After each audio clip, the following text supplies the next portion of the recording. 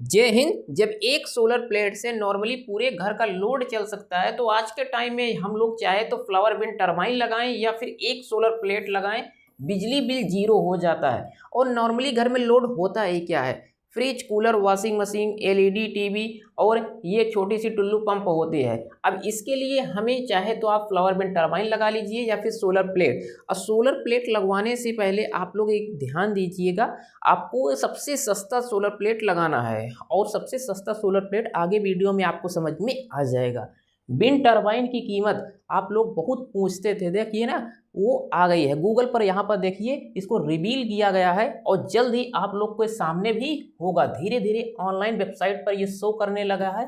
अभी आप लोग इसे परचेज मत कीजिएगा, थोड़ा स्टेबल होने दीजिए तब आप लोग परचेज कीजिएगा। यहाँ पर आप लोग कीमत भी देख सकते हो, अमेजन पर 10,317 रुपये रखी गई है और ये ऊपर नीचे होगा। अभी तो बहुत सारी साइटों पर आएगा, तब आप लोग परचेज कीजिएगा।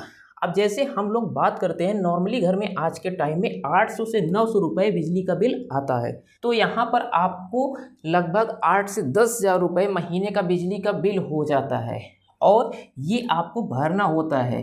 तो हम लोग एक नए अल्टरनेट की तलाश में यहाँ पर देखिए सोलर वर्सेस विंड टरबाइन की बात करते हैं। 1 किलोवाट से 5 किलोवाट सोलर भी आता है, चाहे आप इसे लगाइए, चाहे आप विंड टरबाइन 1 किलोवाट से 3 किलोवाट लगाइए।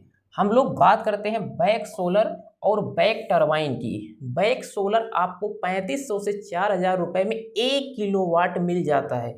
बैक सोलर जैसे यहाँ पर देखिए सोलर प्रोजेक्ट इंस्टॉल हो रहा है, अब कहीं पर स्क्रैच आ गया या फिर कोई सा किनारा इस तरह से टूट गया या फिर ऊपर ना कहीं थोड़ी सी कोई प्रॉब्लम आ गई तो वो बाद में फिर से वापस चला जाता है।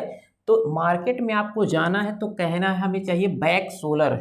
वहाँ पर आपको लाइव एम्पियर से करंट चेक कराते हैं तो ये सही होता है, बस थोड़ा सा ऊपर कहीं पर स्क्रैच आ जाता है, कुछ नीचे से प्रॉब्लम हो जाती है, ऐसा कुछ होता है।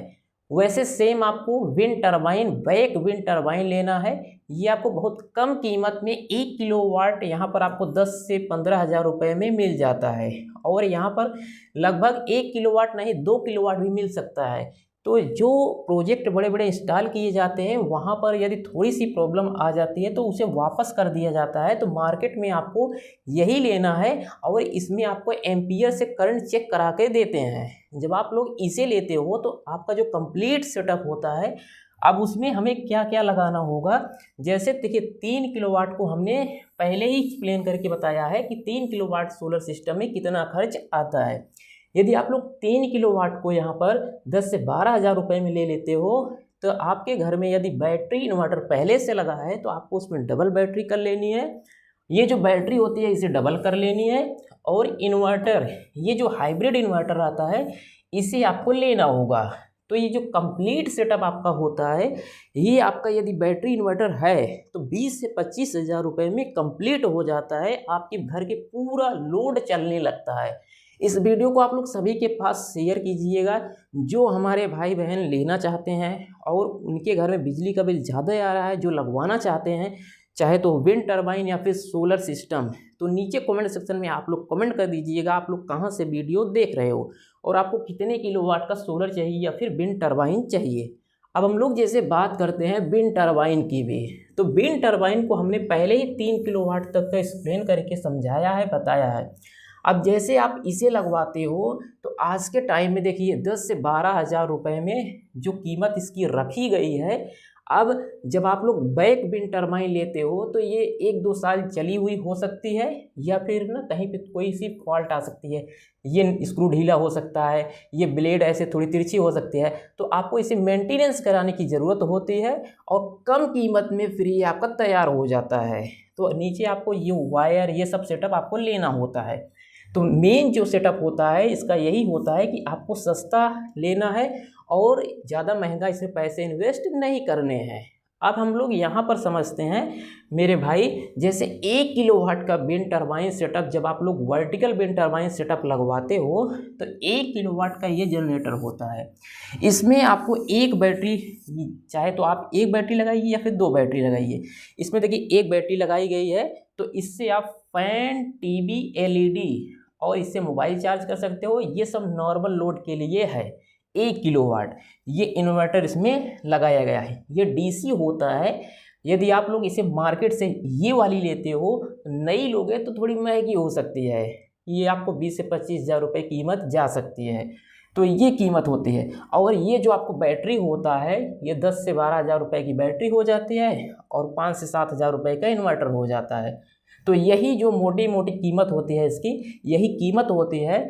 और आपको बैक विंड टरबाइन या फिर बैक सोलर सिस्टम लगाना चाहिए। ये आपको कम कीमत में आपके घर में लग जाता है और ये अच्छे तरीके से काम भी करता है, ज़्यादा प्रॉब्लम भी नहीं आती है। एक बार ये इंस्टॉल हो जाता है तो प्रॉब्लम नहीं आती है, थोड़ी सी कहीं प्रॉब्लम होती है तो उसे आप लोग ठीक करा लीजिएगा।